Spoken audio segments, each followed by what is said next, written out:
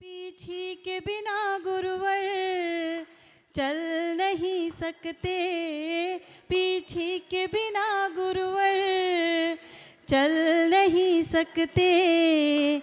ये वो उपकरण जो जीवों को बचाती है मेरे गुरुवर। हम पे करो ये उपकार मेरे गुरुवर, हमको भी दो ये अधिकार सौभाग्य गुरुवर। हम पे करो ये उपकार मेरे गुरुवर, हमको भी दो ये अधिकार। यदि जिंदगी फाइन है तो समझो उसमें गुरुदेव के साइन है। एक बार गुरुदेव को ना किसी ने कुछ भेजा था, तो उसमें ये था कि गुरुवर आपकी मुस्कान देखकर हम होश गंवा बैठे। गुरुवर हम आपकी मुस्कान देखकर हम सभी होश गंवा बैठे। होश में आने ही वाले थे गुरुवर फिर से मुस्कुरा बैठे। होश में आने ही वाले थे गुरुवर फिर से मुस्कुरा बैठे। देखिए हमारी जब तक जिंदगी है, हम क्या है हमारे जीवन में धन कमाना, बस धन धन धन। सारी जिंदगी हमारे जीवन में क्या होता है, बस धन कमा लो हैं, और धन के पीछे ही हम सारी अपनी उम्र घुमा देते हैं। लेकिन वो धन हमारे किसी काम आता है कभी है? लेकिन उसे कहते हैं ना कि कितना ही धन धन कर लो, अंत में क्या लिखा जाएगा, निधन ही लिखा जाएगा। क्यों? अब क्या साथ लेके जा रहे हो? और साथ हम ले जा सकते हैं, एक जैन धर्म बताता है कि हम साथ लेके जा सकते हैं। जितना हम छोड़ेंगे, जितना हम खुश होकर देखेंगे, धर्म ध्यान में लगाएंगे, वो हम अपने साथ लेके जाएंगे, बाकी सब यही छूटेगा और वो हमें गुणित होकर मिलेगा वहाँ पे। ऐसा नहीं है, क्योंकि एक जैन धर्म में ऐसा है जो हमें बताता है कि तुम साथ में भी लेके जा सकते हो हैं। छोड़ोगे तो लेके जाओगे, छूटेगा तो सभी गई है। तो छोड़ने से खुशी मिलती है, छूटने से दुख मिलता है। आप ये बताइए, मान लो आपने कई लाखों का दान दे दिया, तो उसमें दुख होता है कि खुशी होती है? खुशी होती है। मान लो 10 का नोट या 100 का नोट खो जाए, क्यों दुख होता है? अब अभी तो लाखों का दान दिया है तो 10 नोट की क्या वैल्यू है उसकी? क्योंकि वो हमने खुशी से दिया है, छोड़ा है, और वो हमारे से छूटा है। हाँ, तो वही है। तो इसमें अब हमें गुरु का क्या है कि हमें कैसे गुरु की भक्ति करनी है। तेरा ध्यान करते हैं हम रात दिन, तेरा ध्यान करते हैं हम रात दिन। मगन है तुम्ही में, मगन है तुम्ही में हम रात दिन। तेरा ध्यान करते हैं हम रात दिन। तुम्हारे बिना है कौन हमारा, हमको गुरु जी देना सहारा। तुम्हारे बिना है कौन हमारा, हमको गुरु जी देना सहारा। फिर वही शाम आई, उसके बाद में रात आएगी। फिर वही शाम आ गई, उसके बाद में रात आएगी। रात आएगी, नए नए सपने दिखाएगी। फिर वही शाम आई, उसके बाद में रात आएगी। रात आएगी, नए नए सपने दिखाएगी। प्रातःकाल, प्रातःकाल उन सपनों को कुछ हम अपना बनाएंगे। फिर वही शाम आई, फिर रात आएगी। रात नए नए सपने दिखाएगी। प्रातःकाल उन सपनों को कुछ हम अपना बनाएंगे, और जो हमारे अपने बन जाएंगे, फिर कभी वह सपने नहीं रह जाएंगे, फिर कभी वह सपने नहीं रह जाएंगे। जिंदगी में बहुत सारा काम करते हैं, और हर व्यक्ति जो काम करता है वह सोचता है कि मैं ये काम कर रहा हूं, ये सर्वश्रेष्ठ काम है। कोई भी आदमी ये मान ले कि ये काम निकृष्ट है, तो उसको दोबारा वह करेगा नहीं। लेकिन जो हमारा सर्वश्रेष्ठ काम है वह किसी के लिए लाभदायक है कि नहीं, इसको जानना आवश्यक है। एक माता जी आपको बता रहे थे कि जो हम कर्म करते हैं उसका हमें भुगतान करना पड़ेगा। कर्म एक रेस्टोरेंट की तरह है। यहां पर जैसे आप रेस्टोरेंट में जाते हो, जितना भोजन आप मंगाते हो, जितनी वैरायटी का भोजन आप मंगाते हो, उतना जाते समय आपको बिल पे करना पड़ता है। ये निश्चित है, इसमें कोई डिनाई नहीं है। उसी प्रकार से हमारे कर्म हैं। जैसे हम कर्म कर रहे हैं, जब हम जाएंगे तो हमें उसका भुगतान करना पड़ेगा। होटल में, रेस्टोरेंट में अंतर इतना है कि कर्म का भुगतान, अपने खाने का भुगतान भोजन करने के बाद देना पड़ता है, लेकिन जिंदगी में कर्म करते करते भी कई बार भुगतान करना पड़ जाता है। इससे कोई नहीं बचा, तीर्थंकर भगवान नहीं बचे, हम नहीं बचे, तो आप कैसे बच सकते हो? जब संत नहीं बचे, बसंत नहीं बचे, तो आप कैसे बचोगे? तो कर्म करते समय फल की चिंता करो ना करो, लेकिन कर्म का फल क्या मिलेगा इसकी चिंता प्रत्येक व्यक्ति को करना अनिवार्य है।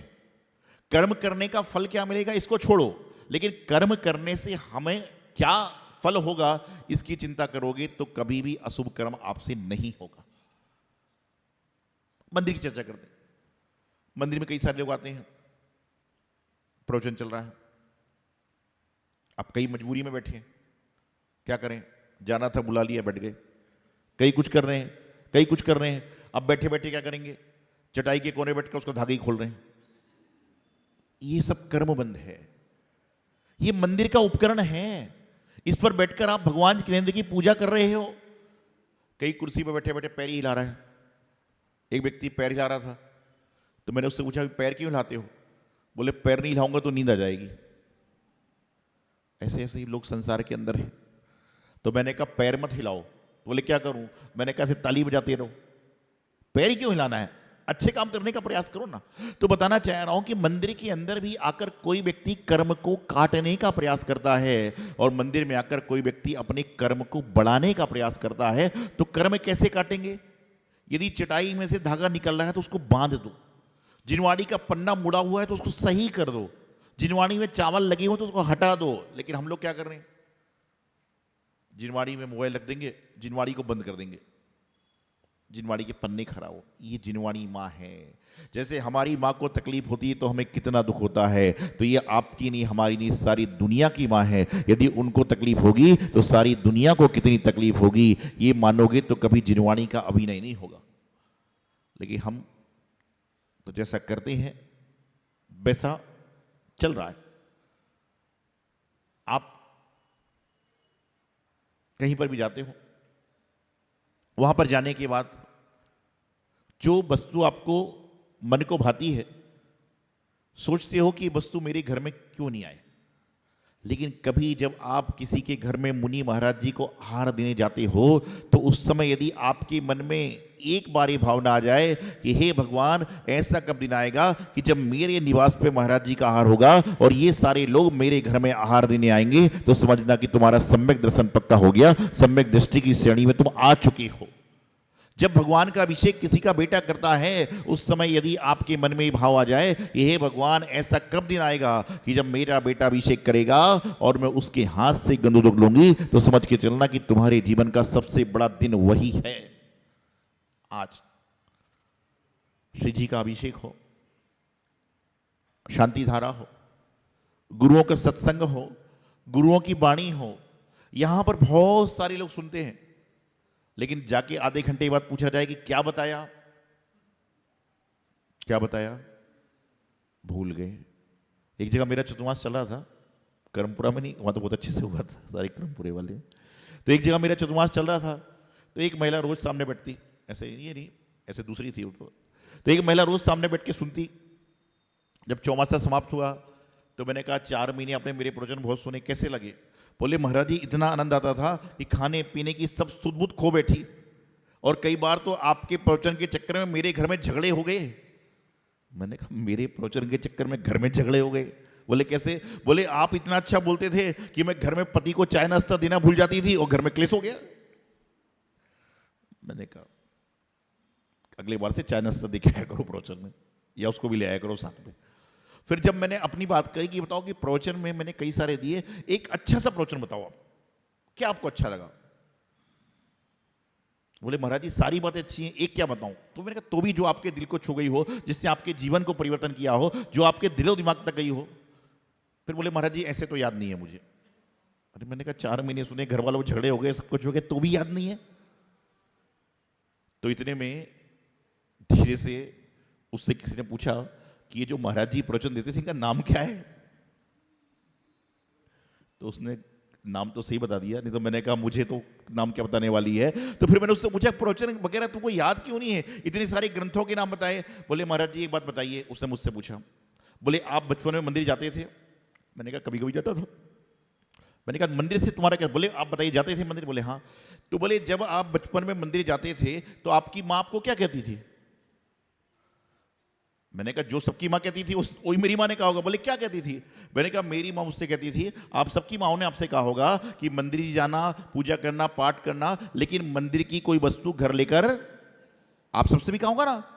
तो बोले उस महाराज जी मेरी माँ ने भी यही कहा था, तो मैं आपका प्रवचन सुनती हूं और मंदिर में ही छोड़ के आ जाती हूं, क्योंकि मंदिर से कोई वस्तु घर लेकर नहीं आना। मैंने कहा मेरा समय हो गया, आप जा सकते हो, कोई दूसरा सुन ले तो दिक्कत हो जाए। तो ऐसे ऐसे जीव हैं कि बोले मंदिर से कोई वस्तु लेकर नहीं आना। तो मैंने कहा ये वस्तु नहीं है। फिर मैंने उसको समझाते हुए कहा कि ये वस्तु नहीं थी, ये तुम्हारे वास्तु को सही करने वाले ज्ञान था। यदि तुम इसको लेकर जाते तो तुम्हारे घर का वास्तु सही हो जाता, तुम्हारे घर की वस्तु अपने। ऐसे जीव हैं संसार में, लगे हैं भगवान की भक्ति में। पारसनाथ भगवान तुमसे लागी लगन ले लो अपनी शरण, जिसने राग दे दुनिया भर के। ऐसी कोई स्तुति नहीं, ऐसा कोई दोहा नहीं, मालूम नहीं। पता है मेरी भावना है कि गुण ग्रहण का भाव रहे नित, दृष्टि ना 200 पर जाए। अभी बाहर जाओ, आपकी गाड़ी के सामने किसी की स्कूटर खड़ी है, फिर देखो तांडव। यदि आपकी गाड़ी खड़ी और गाड़ी के बाहर सामने कोई स्कूटी खड़ी हुई है, फिर देखो तांडव। इतना तांडव होगा कि मंदिर से बाहर निकल के एक छोटा सा बच्चा बोलता है खूब लड़ी मर्दानी वो तो झांसी वाली रानी है। क्या है मंदिर में आप क्या बोल रहे हो? ये है भगवान, गुण ग्रहण का भाव रहे, मेरे किसी दोस्त नहीं, मुझे दृष्टि नहीं है। और वो स्कूटी मान लो यदि आपके जानकार की निकल गई तो, जानकार की निकल गई तो बोलेगा भाई साहब मुझे फोन लगा लेते ना, मैं जल्दी आ जाता। अरे बोले भाई साहब इस बहाने आपसे जजमेंट तो हो गई, मैं तो जानबूझ के वेट कर रहा था कि आप कब आओ और आपसे जजमेंट कर लो। भाव परिवर्तन आदमी कितने जल्दी होते हैं। अपना सामने हैं तो सारे भाव परिवर्तित हैं, और वह व्यक्ति सामने है जिससे आपकी बोलचाल बंद है, टॉकिंग ऑफ है, तो आप देखो फिर क्या होने वाला है। फिर तो सारा काम है कि प्रधान जी मेरे साथ ही ऐसा होता है, मेरे साथ ही ऐसा होता है। अरे तेरे साथ नहीं होता, सारे संसार के साथ ऐसा होता है। जिंदगी में अपने आप को बदलना है तो कुछ नहीं करना है। दुनिया की तरफ निगाहें मत करो, अपनी ओर थोड़ी सी निगाह डालिए। अपनी ओर निगाह डालोगे तो आपको सारी दुनिया अच्छी लगेगी, और पर की ओर निगाह डालोगे तो दुनिया में आपको लगेगा कोई अच्छा ही नहीं है। तो सारी दुनिया खराब है तो उस दुनिया के हिस्से भी तो आप हो। लोग कहते हैं महाराज बड़ी मतलबी दुनिया है। अरे मतलबी दुनिया तो है, लेकिन अफसोस इस बात का है कि उस मतलबी दुनिया के हिस्से भी तो आप हो। संसार इसी का नाम है। ये चला चली का मेला है, कोई आज है कोई कल जाएगा। तो एक बात चली ना, कर्म का फल मिलता है। एक बार एक रेस्टोरेंट में एक व्यक्ति भोजन करने गया और वहां पर लिखा था कि भोजन भरपेट खाइए, बाद में घर भी लेकर जाइए, और बिल की चिंता मत करें, आपके पोते दे देंगे। क्या? भोजन करिए, भरपेट खाइए, घर पर लेकर जाइए, बिल की चिंता मत करिए, आपके पोते दे देंगे। एक आदमी ने बड़ा छक्के खाया, पैक भी करा लिया। जब जाने लगा तो रेस्टोरेंट के मालिक ने कहा बिल तो ले लीजिए। उसने बिल देखा, बोले इतना तो मैंने खाया नहीं जितना तूने बिल दे दिया। बोले ये आपका बिल नहीं है, आपके दादाजी का बिल है। क्या है? ये आपका बिल नहीं है, ये आपके दादाजी का बिल है। बोले आपकी खुराक 100 ग्राम की, दादाजी की तो 1000 ग्राम की थी। तो ऐसे संसार में हैं कि अपने आप को समझदार मत समझिए, आपसे दुनिया बहुत समझदार बैठे हैं। आजकल हम लोग क्या सोचते हैं कि सबसे बड़े समझदार हम हैं, लेकिन ये बात सत्य है कि हम समझदार वहीं तक हैं जब तक कोई हमसे बड़ा समझदार नहीं मिलता। दुनिया में गुरुदेव हमेशा कहते हैं ज्ञान अर्जन करने का प्रयास करो, ज्ञान की प्राप्ति करते रहो। जब तक जीवन में श्वास है, जब तक ज्ञान का अर्जन करने का प्रयास करो। और जो ज्ञान का अर्जन करता है वह ज्ञानी बने ना बने कोई बड़ी बात नहीं है। ज्ञान का अर्जन करने वाला व्यक्ति ज्ञानी बने ना बने, लेकिन कम से कम अज्ञानी तो नहीं बनेगा, ये 100% सत्य बात है। तो ज्ञानी बनने के लिए ज्ञान प्राप्त मत करो, बल्कि अपने अज्ञान अंधकार को दूर करने के लिए ज्ञान प्राप्त करोगे तो आपके जीवन का अंधकार दूर निश्चित होगा।